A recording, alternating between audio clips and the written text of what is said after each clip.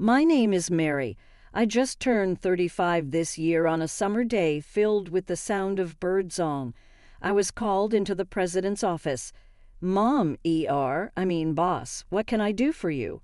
The president, who is my mother, spoke curtly without turning her beautiful profile, seemingly bothered by the heat. I've decided to hand the company over to your sister. You're dismissed as of today. The summer sunshine was so blinding that I couldn't quite grasp the reality of what was being said. I guess my voice sounded pretty dumbfounded. My mother, now looking quite exasperated, turned her gaze towards me. Didn't you hear me? You're fired. We don't need ugliness around here. Be gone by the end of the month. With that, she turned her eyes to the documents on her desk, as if indicating our business was done. In the president's office, where only the sound of birds echoed, I was mulling over her words when she reprimanded me. Are you still here? Get back to your work immediately. I stepped back mechanically, like a puppet, said, "Excuse me," and left the office, closing the door behind me. Our company is just a small 2-story building, a demolition business with about 10 employees.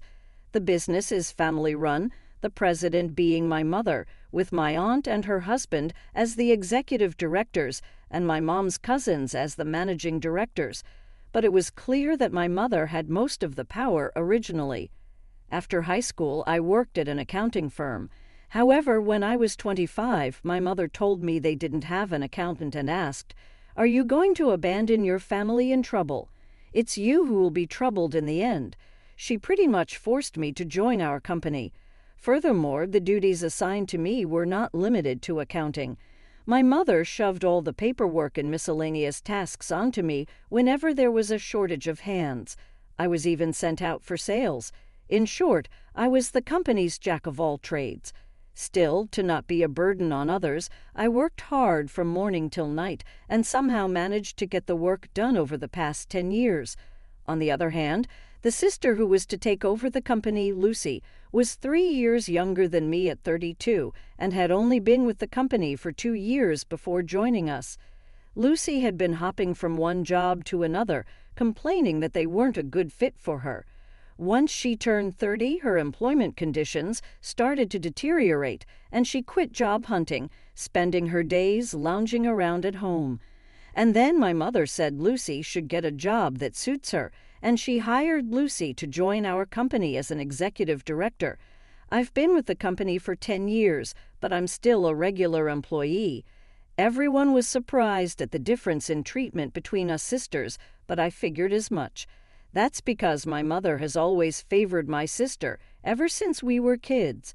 She would give beautiful Lucy any clothes, any toys she wanted, and would fuss over her, saying, "Lucy, you're so cute. This looks so good on you." Lucy, on the other hand, as I wasn't as cute as Lucy, she would give me hand-me-down toys and clothes from my cousins or kids from the neighborhood, saying, "This is good enough for you."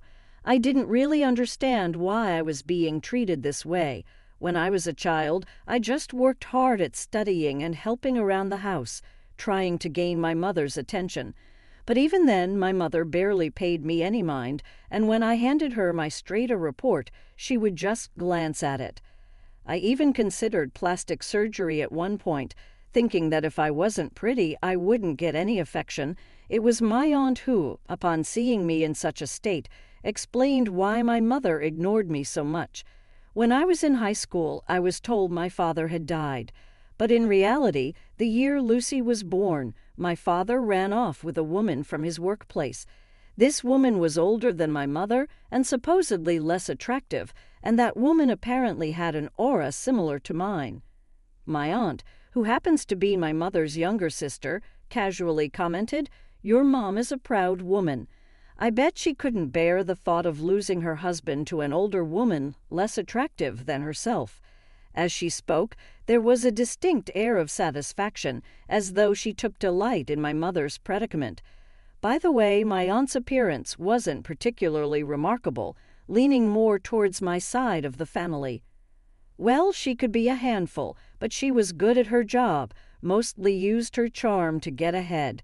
Though she continued, my mother took over the family business at the age of 32 when my father left her. She significantly used her striking beauty to attract and retain numerous clients, which significantly boosted the business performance. I think part of the growth was due to the era, with many buildings needing demolition after reaching their lifespan. Therefore, neither my aunt's family nor my cousins could really go against my mother. Recently, the cost of industrial waste disposal and transportation had increased, and the balance between demolition costs and actual expenses had become difficult to maintain. Not only our company, but the entire industry was underperforming. Honestly, it was a struggle to even pay the employees every month. During these challenging times, my younger sister joined the company as an executive director. I wondered how she would manage to pay her salary, but my mother bluntly said, "We'll cut your salary to pay hers. We're family, that's natural, isn't it? Even if you cut my salary, it's still not enough to pay her a salary fitting an executive director." I made a reasonable argument. However, as always, Mom was relentless, saying, "It's your job to figure that out. Just make it work." Tentatively, I suggested, "Shouldn't Lucy start as a regular employee?" My mother gave me a fierce glare and rebuked. "Who do you think you're talking to? This isn't something for someone like you to interfere with." At that time, we were all living under the same roof. Lucy didn't contribute a dime to the household, whereas I put $1,500 into the household every month. Even when Lucy joined our company, she didn't contribute anything to the house. Since I was young, I had been helping around the house for my busy mother, and naturally did the household chores, whereas Lucy did nothing, as if it was the norm. "Hey sis, is dinner ready yet?" Lucy would call to ask about dinner when I was working overtime. When I told her to make something for herself because I was working, Lucy said, "What? I don't know what to make. The kitchen is your sanctuary, right? I don't want to get scolded for using it without permission. You got mad at me for that before." She never attempted to cook. Using that past incident as an excuse, Lucy never cleaned up after herself and never put things back where they belonged. She often had a grudge for the time I scolded her. I often had to reluctantly come home to prepare dinner, then head back to the office to continue working. My mother usually didn't cook dinner either. Even when I prepared meals, she often just ate out, choosing whatever she felt like eating. However, lately, as my mother frequently went out for business meals with Lucy, I had less need to cook dinner, but the increase in entertainment expenses was causing a new headache. My mother, now 63, was starting to complain more often about various aches and pains and the effects of drinking heavily. It was during such a time that I was called into the CEO's office and told, "I'm handing the company over to Lucy. You, who are not as attractive, are fired." I could understand the decision to hand over the company to Lucy from my mother's past actions. After all, Lucy was 32, the same age my mother was when she became the CEO. Perhaps my mother thought that if the timing was right, Lucy could use her beauty to get work done just like she did. However, I could not accept being fired due to my appearance. Even if my salary was redirected to Lucy, I didn't see the merit in it. When I consulted my aunt, it seemed that the news of Lucy becoming the CEO had already spread among the employees. However, the news of me being fired was news to my aunt as well. After pondering for a bit, my aunt said, "Well, I don't quite understand, but it seems like Lucy has been saying behind the scenes that she doesn't like the fact that even if she tells everyone she's going to do something at the company, everyone says it's okay because they'll ask Mary for help. Maybe that's part of the reason." Indeed, Lucy was utterly incompetent at her job. She always missed deadlines, made mistakes on the phone, and made many typographical errors. My aunt, understanding this point, said, "Well, that's true, but I think she sees you as a nuisance." Continuing on, she lamented, "But I never thought they would fire you. Without you, the company won't be able to function." She sighed, seeming troubled, but didn't go to argue with my mother because she knew she couldn't win.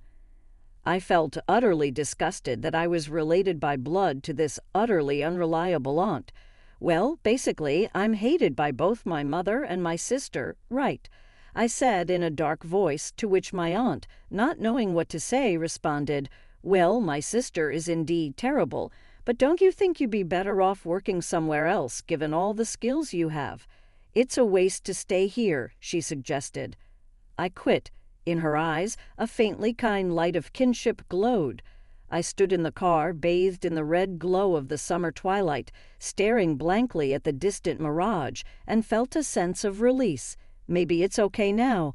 And then I turned to my aunt and said, "You're right," with a broad smile on my face. It was the first time since I joined the company that I'd smiled so refreshingly. My aunt, a little puzzled by my smile, returned a somewhat sorrowful smile. So while I was busy creating handover documents, sorting out files, so that anyone could understand, the end of the month, when I was to resign, came in the blink of an eye. When I went to the CEO's office on time, the sound of birds was no longer audible, and my mother and sister were happily chatting. "That sales guy definitely has a thing for you." "You, that bald guy? No way." The two of them were laughing heartily, not noticing me. When I cleared my throat, they finally turned around, and my sister looked at me curiously and said, "What's up? If it's about dinner tonight, we don't need it." "I'm resigning today. Thank you for everything." "Oh, is it today? I forgot." She laughed again. I felt refreshed knowing I wouldn't have to see their faces anymore. "I'm also moving out of the house, so please take care of yourselves." My mother mechanically responded, "Okay, good work," with an emotionless face. I closed the door, and from inside I heard my sister's voice saying, "Now we won't have to see that annoying face anymore."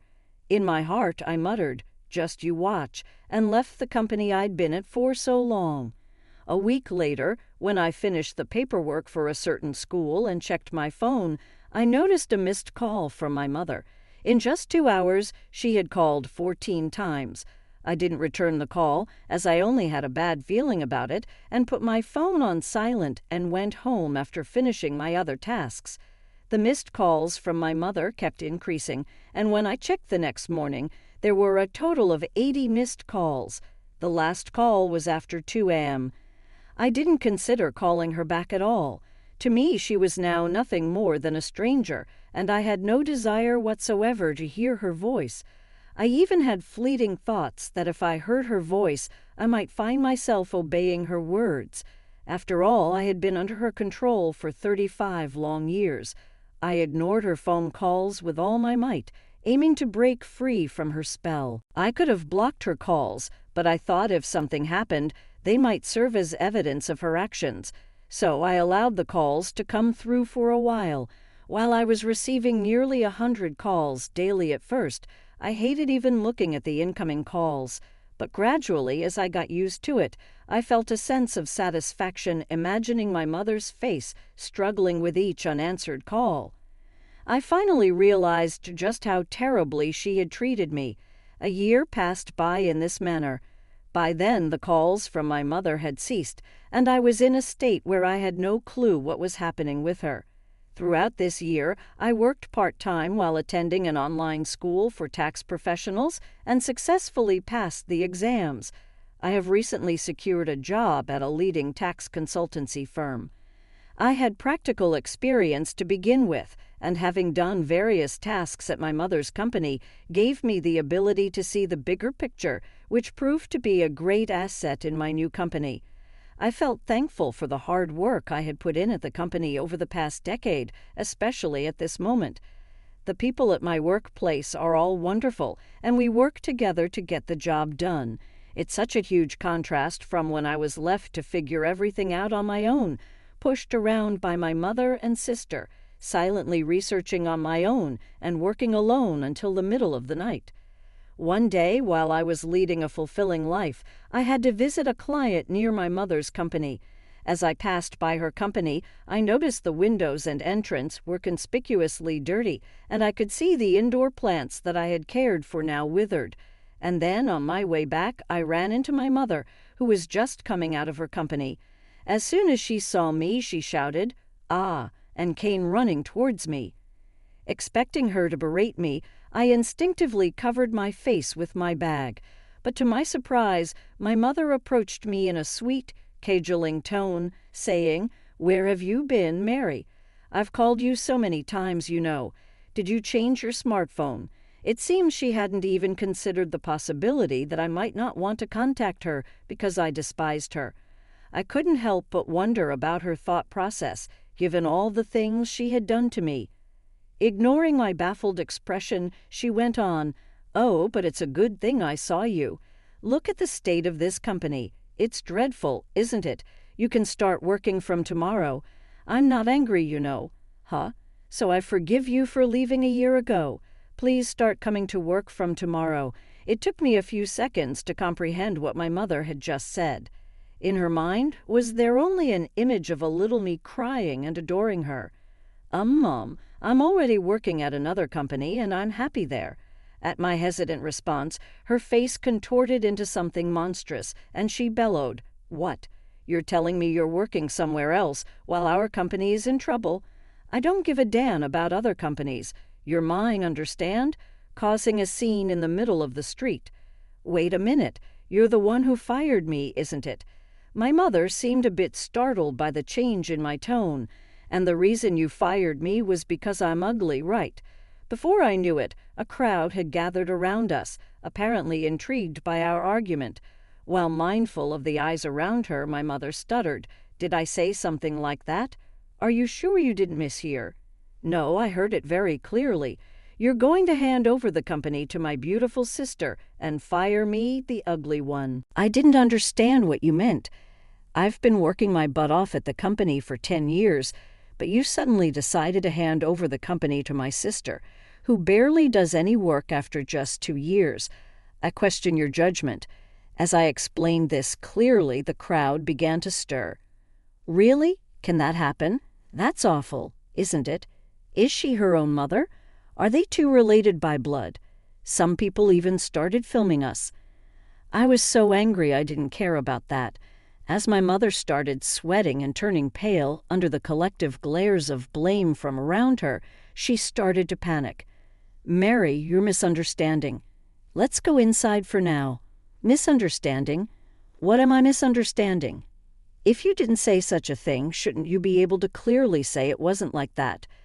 When my mother fell silent, the people around us started to say, "Oh, she's silent, so it's true. That's unbelievable." Then something seemed to snap in my mother. She started shouting, "Shut up. It's all your fault for being ugly and gloomy. Ugly people should know their place and obediently do what beautiful people say. That's all you're good for." People around us were taken aback by her outrageous behavior and began to upload their videos quickly. "The ugly woman obeys the beautiful woman." The thumbnail headlines were like that. The video went viral to my mother's clients, and she was soon told to cease all transactions with all companies. It seems that in the year after I left the company, they were engaged in a lot of shady activities, like fraudulent registration and tampering with the accounting books. So when the video spread, everyone seemed happy to distance themselves. Naturally, the company went bankrupt, and my mother and sister, who had lost their source of income, came to my apartment. But of course, I didn't open the door. In the end, they moved to a 45-year-old apartment with no bath, living in fear of their creditors, working part-time because my sister always tried to take it easy by flirting with the male employees. Due to her beauty, she was disliked by her fellow part-timers and had to change her part-time job frequently. As for my mom, everyone knew about the video that had spread on the internet, and she was being distanced by her part-time work colleagues. It seems she's just silently working by herself. Meanwhile, I found a boyfriend at my new workplace. He's not handsome, but he told me he likes me because I work very seriously and sincerely. We're planning to get married soon. I'm spending my days feeling truly glad that I've been diligent all this time.